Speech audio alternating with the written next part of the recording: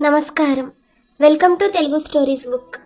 ఆవిడ ముఖం అచ్చంగా చంద్రబింబమే. ఆవిడ కళ్ళు ఖచ్చితంగా కలువరేకులే. ఆవిడ ముక్కు ముమ్మూర్తుల సంపంగి పువ్వే. ఆవిడ కంఠం విప్పిందంటే వసంత కోకిలే. ఆవిడ నడిచిందంటే మాధవీలతే. ఇంతకు ఎవరావిడ? ఏ ప్రబంధకన్యో, ఏ కావ్యనాయికో, లేక మా పక్కింటి అమ్మాయో, నా పక్క సీటు టైపిస్టో అనుకుంటే అలా అనుకున్న వాళ్ళంతా తప్పులో కాలేసినట్టే లెక్క. ఆవిడ ఇంకెవరో కాదు, మా ఆవిడే. కట్టుకున్న పెళ్ళ అందాన్ని కళ్ళారా చూసి తరించగల రసికులు, సహృదయులు మన దేశంలో కాగడా వేసి వెతికినా దొరకరు అన్నది నిత్య సత్యం. ఎంత అందమైన పెళ్ళామైనా అందుబాటులోకి వచ్చేసరికి అపలం అయిపోతుంది. అదే అందని ద్రాక్ష పండులా ఊరించే ఏ దాక్షాయినో, ఏ సౌదామినా అయితే వాళ్ళెంత కురూపులైనా, కుబ్జలైనా రంభ, ఊర్వశి, మేనకల్లాగే కనిపిస్తారు మగవాళ్ళ కళ్ళకు. కానీ నా విషయం అలా కాదు. ఎందుకంటే మా ఆవిడ అంత అందగత్తె. మరి ఎంత చూసినా తనివి తీరిన ఎక్స్ట్రాడినరీ బ్యూటీ ఆమెది. బోర్ కొట్టడం, మరో ఆడదాని మీదకి మనసు పోవడం అంటూ ఎంత మాత్రం జరగదు ఆమెను భారీగా పొందిన నాకు. అయినా ఏం లాభం? అన్నీ ఉండి అల్లుడి నోట్లో శనన్నట్లు అంత అందమైన కూతుర్ని కన్నా మా అత్తమామలకు, ఆ కూతురికి పెళ్లి చేయడము తెలిసిన మా అత్తమామలకు మొగుడితో కాపురం ఎలా చేయాలో అది మాత్రం ఆమెకు నేర్పలేదు. ఎలా నేర్పుతారు? అసలు సమస్యకు మూలం వాళ్లేనాయే. పూజలు, పునస్కారాలు, మడి, ఆచారం, నోములు, వ్రతాలు అంటూ సంప్రదాయం తూజా తప్పక పాటించే కుటుంబం వాళ్ళది. మావయ్య శంకర్రావు గారు ఒళ్ళంతా త్రిపుండకాలతో, మెళ్ళో రుద్రాక్షమాలతో, ఎర్రటి పట్టుబట్టలతో తప్ప మరో గెటప్లో ఉండగా నేను చూడలేదు. మా అత్తగారు పార్వతమ్మ గారు నిజంగా పేరుకు తగ్గట్టు సాక్షాత్ పార్వతీదేవే. పావలా కాసింత కుంకుమ బొట్టు, పసుపు రాసిన పాదాలు, కాసబోసు కట్టిన చీరలో ఎప్పుడు హడావిడిగా నోములు వ్రతాలతో నిండుగా సందడిగా కనిపిస్తూ ఉంటారు. పులి కడుపున పిల్లి పుడుతుందా అన్నట్టు, డాక్టర్ కడుపున యాక్టర్ పుడతాడా అన్నట్టు, ఇంజనీర్ కడుపున ఇంజన్లో నీళ్లు పోసేవాడు పుడతాడా అన్నట్టు, భక్తులైన మా అత్తమామల కడుపున పరమభక్తురాలైన మా ఆవిడ శివాణి లేకలేక పుట్టింది. పువ్వు పుట్టగానే పరిమళించినట్టు చిన్నప్పటి నుంచి నిత్య పూజలు చేస్తూ ఓణీలు వేసుకునే వయసైనా రాకముందే కన్నె తులసి నోము, అట్ల తద్ది, శ్రావణ గౌరీ నోము అన్నీ ముగించేసిందట. ఆ నోములని ఎందుకని అని నేను అడిగితే మంచి మొగుడొస్తాడని మా అమ్మ చెప్పింది అంది. మంచి మొగుడే వచ్చాను కదా, మరి నన్ను మంచిగా చూసుకోవాలన్న జ్ఞానం ఆమెకు ఉండాలా వద్దా? అదే అడిగితే మంచి మొగుడంటే 6 అడుగుల అందగాడు, పీనవక్షంతో దృఢంగా ఉండేవాడునట. మగవాడంటే తింటే కంచెం సరిపడా తినేవాడు, పడుకుంటే మంచానికి సరిపడా పడుకునేవాడు, నిల్చుంటే గుమ్మానికి సరిపడా నిలువెత్తున ఉండేవాడని అర్థమట. నేను అచ్చంగా అలాగే ఉంటానని పెళ్లి రోజు అమ్మలక్కలంతా నీ పూజలు ఫలించాయే శివాణి, నీకు మంచి మూడొచ్చాడు అని అన్నారట. మంచి మొగుడు విషయంలో నా లెక్కలు నాకున్నాయి. అసలు లెక్కలు సరిగా వేయనిస్తే కదా ఆన్సర్ కరెక్ట్గా వచ్చిందో లేదో సరిచూసుకోవడానికి. పగలు రాత్రుల్లో దేవుడి గదిలో కూర్చుని మంగళహారతులు పాడుతూ నైవేద్యాలు పెడుతూ కూర్చుంటుంటే ఇంకా లెక్కలు ఎక్కడ వేయను? ఇలా అంటున్నానంటే అర్థం నేను నాస్తికుడనని కాను. నేను దేవుడికి రోజు దండం పెట్టుకుంటాను, పండుగలకు పబ్బాలకు గుడికి వెళ్తుంటాను, అడపాదడపా తిరుపతి, శ్రీశైలం వంటి పుణ్యక్షేత్రాలకు కూడా వెళ్తూ ఉంటాను. కాకుంటే నా హృదయంలో కొన్ని అరలను నాకు నేనే ఏర్పాటు చేసుకున్నాను కనుక ఏ అర తెరిచినప్పుడు అదే ధ్యాసలో ఉంటాను. దేవుడు అర తెరిచినప్పుడు దేవుడికి తప్ప అందులో నా భార్యకైనా ప్రవేశం ఉండదు. నా భార్య అర తెరిచినప్పుడు నా భార్యకు తప్ప అందులో దేవుడే దిగి వచ్చినా ప్రవేశం ఉండదు. ఎంతసేపైనా వెయిట్ చేస్తూ బయట నిల్చోవలసిందే. అలాగే ఆఫీసర, అమ్మా నాన్నలార వంటివి ఇంకా ఉన్నాయి నా హృదయంలో. మా ఇంటి ఎదుట రామనాథ శాస్త్రి గారిని ఒక పెద్ద మనిషి ఉన్నాడు. పరమ భక్తుడు. ఎప్పుడూ ఏవో పూజలు చేస్తూనే ఉంటాడు. ఆయన నాలా డిఫరెంట్ అర్లు పెట్టుకున్నట్టున్నాడు. ఒక పక్కన పూజలు చేస్తూనే మరో పక్క 6 పిల్లల తండ్రి అయ్యాడు. పిల్లలు ఆకాశం నుంచి ఊడిపడరు కదా ఎవరికైనా. మా ఆవిడ శివానికి ఆ జ్ఞానం లేదు. ఆవిడ గుండెలో అసలు అరలని ఉన్నాయో లేదో. ఉంటే నాకంటూ ప్రత్యేకంగా ఒక అర పెట్టకుండా నన్ను దేవుణ్ణి ఒకే అరలో కూర్చోబెట్టేస్తుందో ఏమో. మొత్తానికి తన అయోమయంలో పడి నన్ను అయోమయంలో పడేస్తూ ఉంటుంది. మనసా వాచా కర్మణ తను నాలో మమేకమై నన్ను తనలో మమేకం చేసుకోకుండా మనసులో దేవుణ్ణి పెట్టుకుని గదిలోకి వచ్చి వట్టి శరీరాన్ని నాకు అర్పిస్తూ ఉంటుంది. అదే మహాప్రసాదం అనుకోమంటే నేను ఎలా అనుకోను? ప్రతి పనిని పూజ అంత పవిత్ర భావంతో, అంకిత భావంతో చేసే నాకు శృంగార పూజలో దొరికే ప్రసాదం రుచి అంత తెలియందా? కాదే. అదిగో వచ్చేస్తోంది మావిడ. దేవుడికి పవళింపు సేవ ముగించి పాల గ్లాసుతో బెడ్రూమ్లోకి. దూరం నుండి ఆమె వంకే తదేక దీక్షతో చూశాను. ఇంకా చూస్తున్నాను, ఇంకా చూస్తున్నాను. తనివి తీరడం లేదు. 2 కళ్ళు చాలడం లేదు. రాజహంస నడిచొస్తున్నట్టుగా ఉంది. కాళ్ల పట్టాలు మెట్టలు కలిసి చేసే ఒక సన్నని వింతమంజుల స్వరం లయబద్ధంగా చెవులకు సోకి ఓ మధురగానం విన్నంత హాయిగా ఉంది నాకు. పచ్చటి పసిమి రంగు ముఖం మీద ఎర్రటి కుంకుమ బొట్టు చూస్తుంటే నా కళ్ళెదుటే సూర్యోదయం అవుతున్నట్టుగా ఉంది. తలుపేయడానికి అటు తిరిగినప్పుడు సన్నటి ఆ నడుము మీద నట్టించిన ఒత్తైన నల్లటి ఆ పెద్ద జడ కృష్ణవేణి నదీపాయిలా ఉంది. ఇటు తిరిగి నాకు అభిముఖంగా వస్తున్నప్పుడు విరజాజి తీగ నడకలు నేర్చుకున్నట్టుగా ఉంది. ఆమె దగ్గరకు వస్తోందంటే నా తనువు మనసు మాటల్లో వర్ణించలేని అదో విధమైన భావోద్వేగానికి అనుభూతికి లోనై ఆరాటపడ్డం మొదలెట్టాయి. శివాణి అంటూ తమకంగా చేతులు చాచాను నేను. శివ అంటూ నా పక్కన కూర్చుండిపోయి ఎదురుగా గోడ మీద ఉన్న శివుడి క్యాలెండర్కు దండం పెట్టి లంపలేసుకుంది ఆమె. మా ఇంట్లో ఎక్కడ చూసినా గోడల మీద దేవుళ్ళ క్యాలెండర్లే, ఆఖరికి బెడ్రూమ్ లో కూడా. పడుకునే ముందు ఓసారి, పొద్దున నిద్ర లేవగానే ఓసారి దండం పెట్టుకోవడానికి ఎదురుగా గోడ మీద అలా దేవుళ్ళు కనిపించాలట. ఓసారి నేను అజంతా సుందర శిల్పాలు, ఖజురహో శృంగార భంగిమలున్న పెయింటింగ్స్ తెచ్చి బెడ్రూమ్ లో పెడితే, చిచి ఇంట్లో ఈ బూతు బొమ్మలేంటి అసహ్యంగా అంటూ తీసిపడేసింది. వీటిని నువ్వు బూతు బొమ్మలని అనుకుంటే ఈ బొమ్మల్నే మరి దేవాలయాల మీద చెక్కారు ఆ రోజుల్లో, ఎందుకని అని అడిగాను. ఎవరో మీలాంటి రౌడీలో చిక్కుంటారు, ఎందుకు చెక్కారో నాకు తెలియదు అంది శివాణి. నీకు తెలియకపోతే నన్ను అడుగు చెప్తాను. గృహస్థ ధర్మంలో అత్యంత ప్రాముఖ్యతను కలిగి ఉండే శృంగారం దేవాలయంత పవిత్రమైందని, దాన్ని చిన్నచూపు చూడడమో అసహ్యించుకోవడమో చేయవద్దని నీలాంటి వాళ్ళని చాటి చెప్పడానికి. అలా అని ఆ దేవాలయాలు కట్టించిన వాళ్ళు ఆ బొమ్మలు చెక్కిన శిల్పులు వచ్చి మీకు చెప్పారా? అటువంటి కట్టుకథలు చెప్పకండి నాకు అంది. అప్పుడు నా మాటలు నామె అంగీకరించకపోయినా కనీసం మెదడులో ఓ ఆలోచన బీజాన్ని వేయగలిగినందుకు ఆనందించి అంతటితో తృప్తిపడ్డాను. ప్రస్తుతానికి వస్తూ ఇంత ఆలస్యంగా నా బెడ్రూమ్లోకి వచ్చేది, ఇందాకటి నుంచి నీ కోసం ఎంత ఎదురు చూస్తున్నానో తెలుసా అంటూ రొమాంటిక్ మూడ్లో ఆమెను తీసుకొచ్చే ప్రయత్నంగా మెల్లగా భుజం చుట్టూ చేయి వేసి దగ్గరికి తీసుకోబోయాను. ఉండండి, ఇప్పుడే పూజ గదిలోంచి వచ్చాను అంది శివాని నా చేతిని తోసేస్తూ. అయితే ఏంటి అనబోయి, పవళింపు సేవ చేసి వస్తున్నావా? ఎవరికో అన్నాను. నా ఇష్టదైవం శ్రీకృష్ణ పరమాత్మకి అంది. శ్రీకృష్ణుడు ఒక్కడికేనా పవళింపు సేవ? రాధాకృష్ణులకు. అదృష్టవంతుడు కృష్ణుడు. 6 డజన్ల పైనే ఉన్నారు భార్యలు, అదనంగా రాధ. ఇప్పటిగా గోపికలు. మంచి రొమాంటిక్ హీరో అని నేను అనగానే చెయ్యున్న మీద నుంచి లేచింది శివాని. దేవుళ్ళ గురించి అలా గలీజ్ మాటలు మాట్లాడతారు ఎవరైనా? చెంపలేసుకోండి అంది. అయితే శృంగార నాయకుడు అని తెలుగులో అంటాను. ఆ మాట నీకు అసహ్యంగా అనిపించదేమో. అంతమంది భార్యలున్నారు కదా కృష్ణునికి. ఒకరు మొరాయించినా, ఒకరు అలిగి అటు తిరిగి పడుకున్నా, ఒకరు నీలా పూజలు వ్రతాలు చేసుకుంటూ మడికట్టుకున్నా, ఇంకా 4 ఉన్నారు. అయినా వాళ్ళంతా చాలదన్నట్టు రాధతో రాసక్రీడలు సపరేట్గా. నాకు చాలా జలసీగా ఉందోయ్ ఆ శ్రీకృష్ణుని శృంగార వైభోగం తలుచుకుంటుంటే అన్నాను తనను కావాలనే కవ్విస్తూ.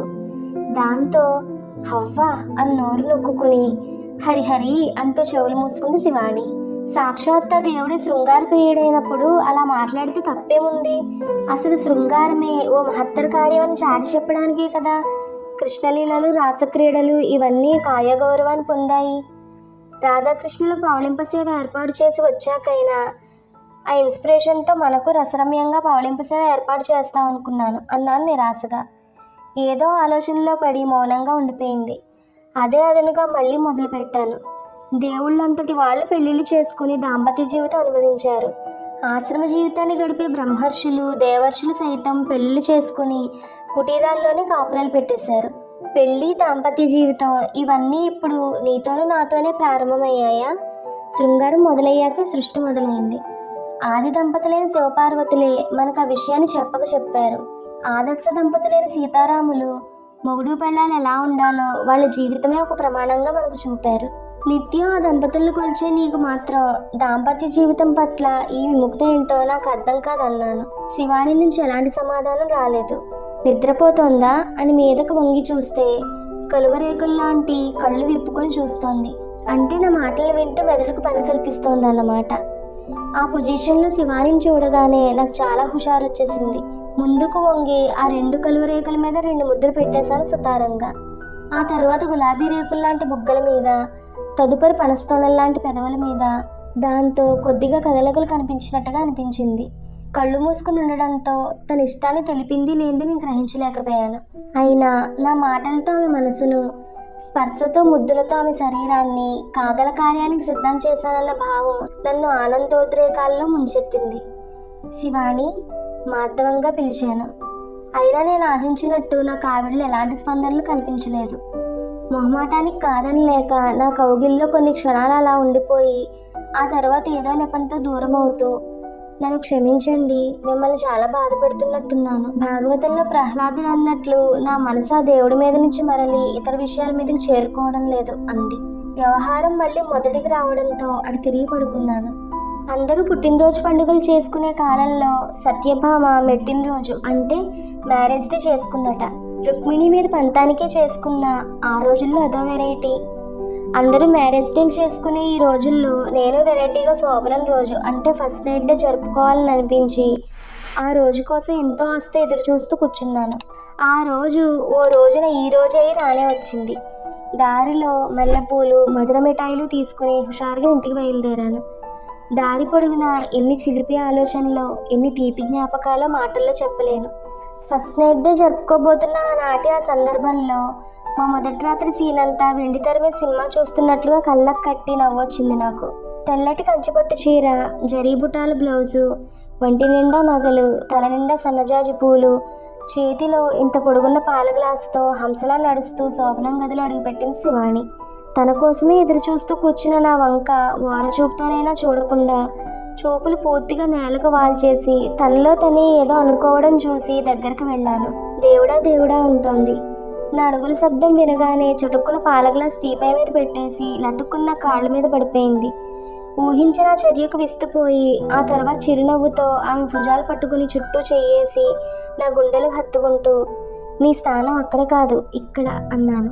నా మాటల భావం అర్థమైందో లేదో తెలియదు కానీ మళ్ళీ దేవుడా దేవుడా అనడం వినిపించింది. మాటి మాటికి ఎందుకలా అంటున్నావు అన్నాను అర్థం కాక ఆశ్చర్యంగా తన వంక చూస్తూ. దేవుని తలుచుకుంటున్నాను అంది శివాని 2 చేతులు జోడించి దండాలు కూడా పెడుతూ. మన ఇద్దరి మధ్య దేవుడెందుకు అన్నాను. ఏ పని ప్రారంభించే ముందైనా దేవుని తలుచుకోవడం నాకు అలవాటు. పరీక్ష రాసే ముందు కూడా అంతే. దేవుడా దేవుడా అని 2 సార్లు అనుకుని శ్రీరామ నీవే కలవు అని ఆన్సర్ పేపర్ మీద మొదట రాసి కానీ ఆ తర్వాత సమాధానాలు రాయను అంది శివాని అమాయకంగా నా వైపు చూస్తూ. బాగుంది నీ అలవాటు, కానీ ఈ సమయంలో ఈ గదిలో నువ్వు నేను తప్ప మధ్యలో దేవుడు కూడా ఉండడానికి వీల్లేదు తెలుసా అన్నాను. అయ్యో అలా అనకండి, కళ్ళు పోతాయి. చెంపలేసుకోండి గట్టిగా, గుంజీలు కూడా తీయండి. దేవుని పట్టుకుని అంత మాట అంటారా?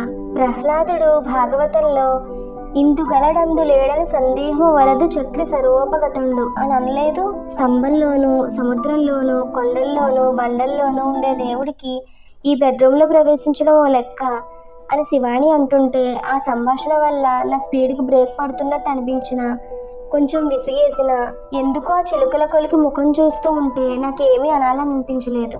అందుకే ఆమె నా టాపిక్ నుంచి మరల్చే ప్రయత్నంలో, నీ గొంతు తేనెలూరుతూ చాలా మధురంగా ఉంటుంది, నాకు చాలా ఇష్టం, ఏదైనా ప్రేమ గీతమో రొమాంటిక్ సాంగ్ పాడొచ్చు కదా అన్నాను. చిచి పాడు, ఇదేమైనా సినిమానా ఆ పోగిరి పాటలు పాడడానికి? నిత్యం దేవుడి పాటలు పాడే ఈ నోటితో ఆ గలీజ్ పాటలు నేను పాడనగాక పాడను, నాకు రావు కూడా అంది ఖచ్చితంగా.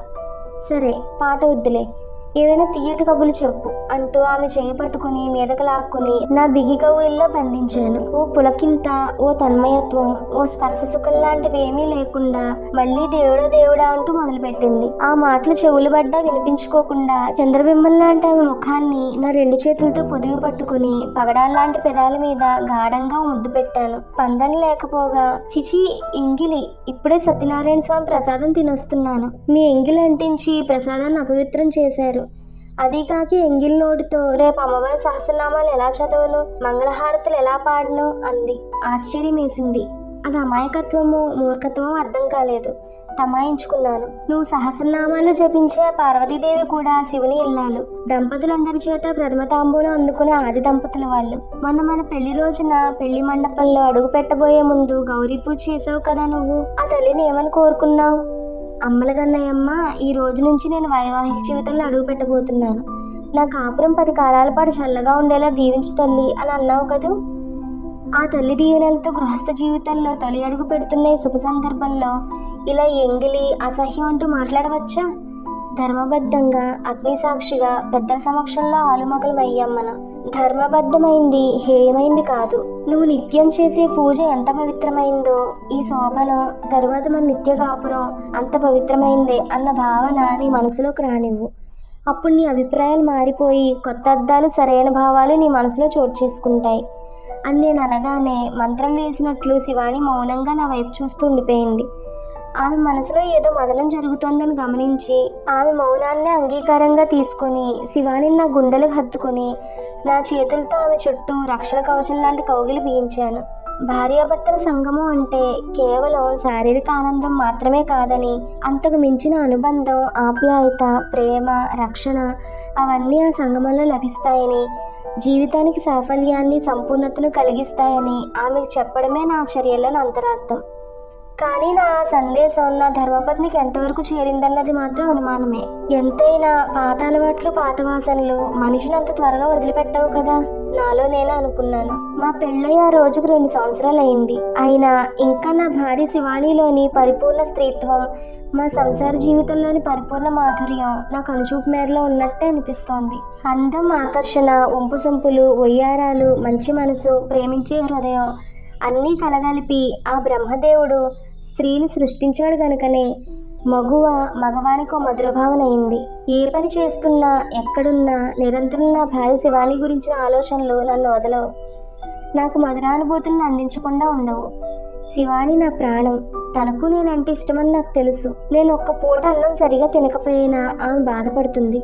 నా చిటికెన వేలకు దెబ్బ తగిలినా అయ్యో ఇప్పుడెలా అంటూ మనశ్శాంతిని కోల్పోతుంది.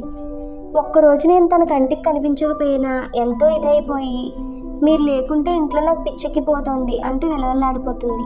అన్నీ బాగానే ఉన్నాయి, కానీ ఏకాంతంలో పడగదిలో మాత్రం మౌనవ్రతం పాటిస్తూ మీద చెయ్యి వేయగానే ఫ్రీజ్ అయిపోతుంది. మనసంతా భక్తి రసాన్ని నింపుకుని రూమ్లోకి వస్తుందేమో, అందులో శృంగార రసానికి ఇసుమంతైనా చోటు ఉండదు. నవరసభరిత జీవితంలో శృంగార రసం రసరాజమని నా అర్థాంగి ఎందుకు గుర్తించదో నాకు అర్థం కాదు. మొగుడితో రొమాన్స్ అనగానే ఏదో మహాపాపం చేస్తున్న భావం ఆమెలో ఎందుకు ప్రవేశిస్తుందో బోధపడదు అనుకుంటూ ఆ రాత్రి నా అదృష్టాన్ని మరోసారి పరీక్షించుకోవాలని వేగంగా అడుగులు వేశాను. నా మనసు నాకన్నా ముందు ఇంటికి చేరిపోయి నా ఇల్లాల చుట్టూ ప్రదక్షిణలు చేయడం మొదలుపెట్టింది. శృంగార పూజ తదుపరి కార్యక్రమం అనుకుంటూ గేడు తీసుకుని లోపలికి వెళ్ళిన నాకు ఇంటి ముందు 4 డజన్ల చెప్పుల జతలు దర్శనమిచ్చాయి. లోపల నుంచి అనేక కంఠాలు ఒకే కంఠంగా మారి జయ జయ రామ జానకి రామ రఘుకుల సోమ భద్రాద్రి రామ అంటూ భజన పాటను కోరస్గా వినిపించాయి. బహుశా శివాణి ఏర్పాటు చేసి ఉంటుంది భజన కార్యక్రమం. ఈరోజు శ్రీరామనవమి కదా. ముందు శ్రావ్యమైన శివాణి గొంతు, ఆ తర్వాత ఆమె అనుకరిస్తూ అనేక గొంతులు ఇల్లు ప్రతిధ్వనిస్తోంది. ఉసూరు మంది ప్రాణం.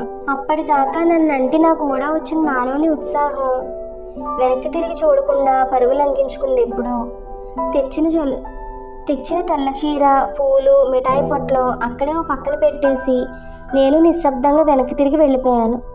పిచ్చివాళ్ళ ఎక్కడెక్కడో తిరిగాను. పార్కులో బెంచ్ మీద కాసేపు కూర్చుని అలసటగా నిద్ర వస్తున్నట్లుగా అనిపించడంతో, బాగా చీకటి కూడా పడిపోవడంతో కాళ్ళు ఈడ్చుకుంటూ ఇల్లు చేరుకున్నాను. ఇక శివాణిని మార్చడం నా వల్ల కాదు. ఆమె దైవభక్తి భజనలు నాకు అభ్యంతరం లేకపోయినా నన్ను నా వ్యక్తిగత జీవితాన్ని ఆమె పట్టించుకుని తీరు మాత్రం నన్ను చాలా చాలా బాధ పెడుతుంది. తిరిగి ఇంటికి వచ్చి శ్రీమతి ఒడిలో సేద తీరాలని, ఆమె నవ్వు ముఖాన్ని, ఆమె నాజుకుతనాన్ని, ఆమె ఒంబు సొంపుల్ని, ఆమె శృంగార చేష్టలను, ఆమెతో ధర్మబద్ధమైన దాంపత్య జీవితాన్ని అనుభవించాలని కోరుకోవడం తప్ప, శృంగార జీవితం ఎన్నో శారీరక మానసిక సమస్యలకు మందులా పనిచేస్తుందని, సమాజాభివృద్ధికి, లోక కళ్యాణానికి, సత్సంతానానికి శృంగారం మూలాధారమని, ఎంతో ప్రధానమని అంటారు. ఆధ్యాత్మిక చింతనకు ఎంత మహత్తుందో గృహస్థ ధర్మానికి అంత మహత్తుందని అంటారు. మరి అది పరిపూర్ణంగా నాకు దక్కాలని కోరుకోవడం నేరమా? ఆలోచిస్తున్న నా మనసు తీవ్ర అసంతృప్తికి, అసహనానికి గురి కావడం నాకు స్పష్టంగా తెలుస్తోంది. ఈశ్వరం అంటే ఇంట్లోకి వెళ్ళాను. ఇల్లంతా నిశ్శబ్దంగా ఉంది. తలుపులు దగ్గరికి వేసిండడంతో నెట్టుకుని లోపలికి వెళ్ళి సోఫాలో నీరసంగా కూలబడిపోయాను. పక్కన చేతికి ఏదో పుస్తకం తగిలింది. అది తీసుకుని ట్యూబ్లైట్ వెలుతుల్లో చూశాను. అన్రూల్డ్ డ్రాయింగ్ బుక్ మీద అంటుపెట్టబడిన కొన్ని పేపర్ కటింగ్స్ కనబడ్డాయి. ముందుగా గౌరీ శంకర్ల బొమ్మ, దాని కింద ఆది దంపతులని ముత్యాల్లాంటి అక్షరాలతో రాసింది. అది చూసి దిగ్గును లేచి స్టిఫ్గా కూర్చున్నాను సోఫాలో. మరో పేజీ తిప్పితే సీతారాములు ఆదర్శ దంపతులని కింది క్యాప్షన్. అలాగే లక్ష్మి, విష్ణుమూర్తి, సరస్వతి, బ్రహ్మల బొమ్మలు కూడా కనిపించాయి. వాళ్ళందరూ పురాణ దంపతులు అని ముగిస్తూ కావ్య దంపతులు అంటూ శకుంతల, దుష్యంతులు, దమయంతి నల్ల ఫోటోలు అంటిపెట్టున్నాయి. ఆ తరువాత అరుంధతి, వశిష్ఠులు, అహల్య, గౌతములు కనిపించారు. ఆశ్రమవాసుల్లో గృహస్థ జీవితానికి ఉదాహరణగా. ఆశ్చర్యపోయాను నేను, బోల్డ్ ఆనందపడిపోయాను. శివాని మనసులో వస్తున్న మార్పుకు నిలువెత్తు సాక్ష్యం ఆల్బమ్. ఆ భావావేశంలో తామర తూండ్ల లాంటి 2 అందమైన చేతులు సోఫా వెనుక నుండి నా మెడను చుట్టేసి నా గుండెల వరకు పాకడం నేను గమనించాక తెలిసింది అది శివాని అని. ఆమె వస్తూ తన వెంట పరిమళాలు తెచ్చిందని మల్లెపూల వాసన, మైసూర్ శాండిల్ పౌడర్ వాసన నా ముక్కుకు సంకేతాలు అందించాయి. ఆల్బమ్ చూసారా? ఇది మీరు నేర్పిన విద్యే మహాశయ అంది శివాని మంజుల స్వరంతో. ఆనందోద్వేగాలతో నాకు కంఠహారమైన 2 చేతులను అలాగే పట్టుకుని ముందుకు తెచ్చాను. వాటితో పాటు శివాని వచ్చింది. నేను తెచ్చిన తెల్ల చీర కట్టుకుని జడలో మల్లెపూలు పెట్టుకుని జ్యోత్స్నాభిసారికలా తయారై నా కళ్ళకు విందు చేసింది. మరో పేజీ తిప్పండి అంది నా పక్కన నన్ను అంటుకుని కూర్చుంటూ. తిప్పాను. నా కళ్ళని నేను నమ్మలేకపోయాను. ఆ పేజీలో జంటగా ఉన్న మా ఇద్దరు ఫోటోల కింద శివాని, కళ్యాణ్ అని మా ఇద్దరి పేర్లు రాసున్నాయి. అప్పుడు ఆ దంపతులు, ఇప్పుడు ఈ దంపతులు అని రాసింది క్యాప్షన్. అది చూసి నా హృదయంలో సంతోష సముద్రం పొంగిపొర్లింది. పురాణ దంపతులతో, కావ్య దంపతులతో మా ఇద్దరిని పోల్చినందుకు గర్వపడిపోయాను. శివానీలో అంత త్వరగా, అంతగా నేను ఊహించని ఆ మార్పు నన్ను ఉక్కిరిబిక్కిరి చేసింది. ఆవేశంలో ఆమె నమాంతం చుట్టేయబోయి మల్లెపూలా ఉన్న నా పెళ్ళం ఎక్కడ మాసిపోతుందో అన్న భయంతో చాచిన చేతులను వెనక్కి తీసుకున్నాను. స్నానానికి తయారవుతుంటే టవల్ అందిస్తూ అంది, ఇందాక ఇంట్లో భజన నడుస్తుంటే మీకు కోపం వచ్చి వెళ్ళిపోయినట్లున్నారు. వారం రోజుల క్రితమే వారిని మన ఇంటికి ఆహ్వానించాను. బాగుండదని. నీ పూజలకు అడ్డు వచ్చేంత కుసంస్కారాన్ని కాను నేను. కాకుంటే అంటూ ఆ తర్వాత మాటలు నా విచక్షణకి వదిలి స్నానానికి వెళ్ళిపోయాను. తిరిగి బెడ్రూమ్లోకి వచ్చిన నాకు అందంగా అలంకరించబడిన ఆ గది, మల్లెపువ్వు లాంటి తెల్లటి పక్క, మా ఇద్దరి పేర్లు ఎంబ్రాయిడరీ చేయబడిన పిల్లో కవర్లు ఆశ్చర్యంలో ముంచెత్తాయి. అటకెక్కిన అజంతా ఖజురహో పెయింటింగ్స్ తిరిగి గోడలను అలంకరించడం శివాని మారిన మనసును నాకు పట్టించాయి. అనుకున్నట్టుగానే శివాని అకస్మాత్తుగా నా ముందుకొచ్చి నిల్చుని, ఇది నా 2వ పూజ గది, ఎలా ఉంది అంది చిరునవ్వుతో. చిలిపిగా, మరోవైపు తమకంగా ఆమె కళ్ళలోకి చూశాను సమాధానంగా. అది దైవ చింతనకు, ఇది పతి చింతనకు అంది నన్నే చూస్తూ ఎరిపెక్కిన బుగ్గలతో. మొత్తానికి నీ మదిలో నాకు వర ప్రత్యేకంగా కేటాయించావన్నమాట. చాలా థ్యాంక్స్ అన్నాను. అరే ఏం కర్మ, ఓ గదినే కేటాయించాను. బయట నో ఎంట్రీ బోర్డు పెట్టి దాని కింద దేవుడే దిగొచ్చినా అని కూడా రాసి పెట్టాను. కావాలంటే చూడండి. నాకు చాలా ఆనందంగా ఉంది. నమ్మలేకపోతున్నాను. ఇంత మార్పు నీలో ఎలా? మీ మాటలు, మీ మనసు నన్ను నేను శోధన చేసుకునేలా చేశాయి. ఈ జగమంతా రామమయమే కాదు, ప్రేమమయమని తెలుసుకున్నాను. శివుణ్ణి అర్ధనారీశ్వర అని పిలిచిన, లక్ష్మిని విష్ణు వక్షస్థలే అని స్తుతించిన, అవన్నీ పవిత్ర దాంపత్య జీవితాన్ని ప్రబోధించేవే అని అర్థం చేసుకున్నాను అంది. ఇన్నాళ్లుగా నా మూర్ఖత్వంతో మిమ్మల్ని బాధ పెట్టినందుకు క్షమించండి అంటూ ప్రేమగా నాకు దగ్గరగా వచ్చి నా హృదయం మీద వాలిపోతూ తన బాహులతలతో నన్ను చుట్టేసింది శివాని. ఉప్పెన్లా నా మనసులో ఒక్కసారిగా ఉవ్వెత్తి లేచిన ప్రేమోద్వేగంతో శివానిని గాఢంగా నా కౌగిల్లో బంధించగా నిలువెల్లా పులకించిపోయింది. ఇన్నాళ్ళుగా నేను తన నుండి ఆశించిన ప్రతిస్పందన అప్పుడే దొరికినట్లయి ఆనందం కలిగింది నాకు. ఈ కథ మీకు నచ్చితే please like, share and subscribe to our Telugu stories book. Thank you.